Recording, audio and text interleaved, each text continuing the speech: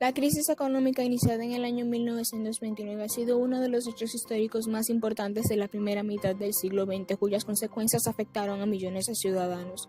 Los acontecimientos decisivos del siglo XX, como el auge de los fascismos o la Segunda Guerra Mundial, están íntimamente unidos a esta crisis. Por esto, en este video hablaremos sobre la Gran Depresión del 1929, su origen y su alcance a nivel internacional.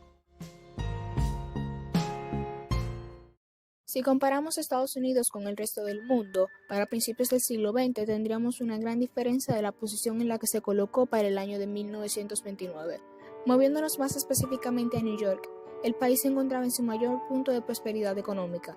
La bolsa desde principios de la década había sido totalmente estable gracias a los nuevos sectores del automóvil y los electrodomésticos, que estaban impulsando de manera sorprendente la economía. Pero todo esto terminaría de manera imprevista con la caída de la bolsa neoyorquina y se prolongaría por varios años. Hacia 1929 se contaban por miles de decenas los ciudadanos que se habían dejado tentar por la especulación bursátil financiada en casi su totalidad por créditos bancarios.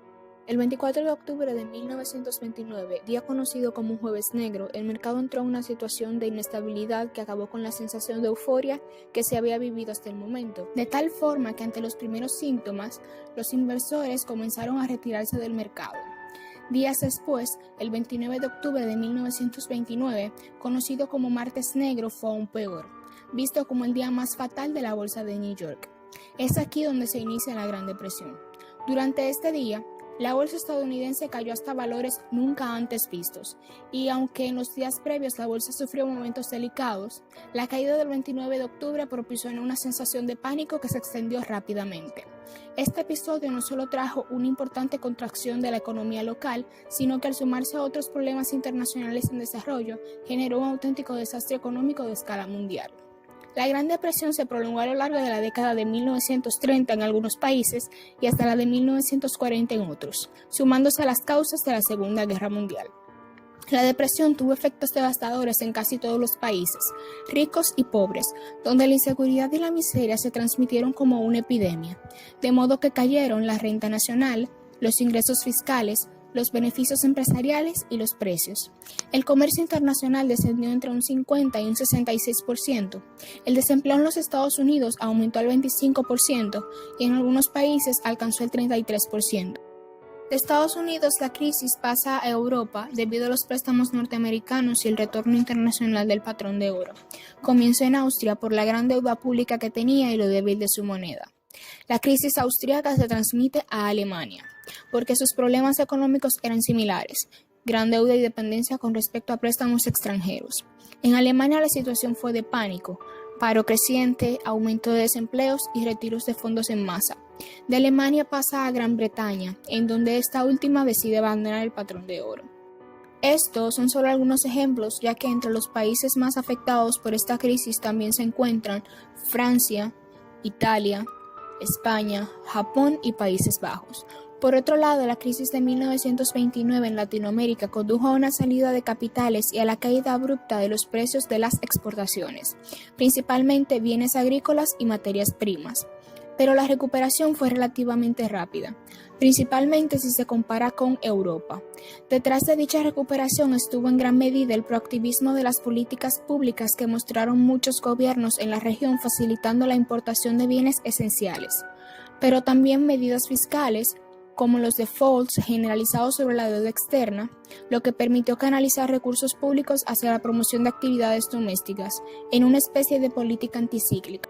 La crisis de 1929 tiene varias características notables, entre ellas haber tenido un efecto internacional, ya que tanto naciones desarrolladas como subdesarrolladas se vieron afectadas por esta recesión. Fue un periodo que se extendió hasta una década o incluso más en algunos países, y no existía una solución exclusiva para resolverla, ya que cada país tenía circunstancias particulares y las soluciones dependerían de ellas. Repercutió en la política exterior de grandes países europeos e hizo que la política cambiase en muchas partes del mundo. También fue un impulso para idear mecanismos de respaldo y control que de alguna manera evitarían una situación parecida en el futuro. La Gran Depresión tuvo consecuencias devastadoras y extensas. El paro parcial y las tasas de desempleo se dispararon de manera brutal y trajeron consigo enormes episodios de hambrunas, mendicia y enfermedades en todo el mundo. En 1932 el número de desempleados ascendió hasta los 40 millones y como consecuencia de la ausencia de trabajo, cayeron en picada el número de bodas y con ellas de la natalidad, así como el aumento de las migraciones hacia otros países en los que hubiesen mejores condiciones de vida, lo que derivó en un fuerte descenso demográfico. Las clases medias e inferiores fueron las que más se vieron afectadas por esta crisis. A nivel político, el hambre y la miseria fue lo que se necesitó para el surgimiento de formas de gobierno totalitarios y dictatoriales de ultraderecha en España, Alemania e Italia, lo que conduciría sin remedio a la Segunda Guerra Mundial. Luego de años con una economía devastada, un economista británico llamado John Keynes creó una teoría para recuperar la estabilidad económica con la que se había vivido hasta entonces. En su obra La teoría general de la ocupación, el interés y el dinero, este perito afirma que existen dos lógicas económicas, la macroeconomía y la microeconomía. Partiendo de esto, Keynes elabora un modelo económico donde la depresión se combate con déficit de presupuesto. En tiempos prósperos se alcanzarían superávits y así no aumentaría la producción y la especulación. Pero en cada país que luchaba contra la crisis que se había generado, se tomaron medidas que variaban de un lugar a otro, teniendo como ejemplo a los Estados Unidos, en donde el presidente Franklin Roosevelt, perteneciente al Partido Demócrata, ascendió al poder en 1933 y basa su política económica en la Ley de Recuperación Industrial y la Ley de Ajuste Agrícola. Con estas políticas, enmarcadas dentro de un plan económico llamado New Deal, pretendía aumentar los salarios y reactivar el sistema económico. Roosevelt buscaba dar estabilidad laboral en tiempos de crisis, por lo que los trabajadores no perdieron sus derechos.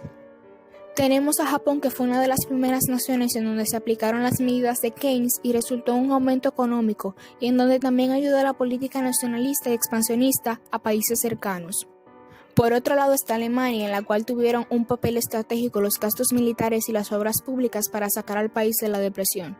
Estos gastos se realizaron gracias al progresivo autoritarismo de Hitler cuando llega al poder, creando un Estado militarizado que controla todas las áreas y es represivo.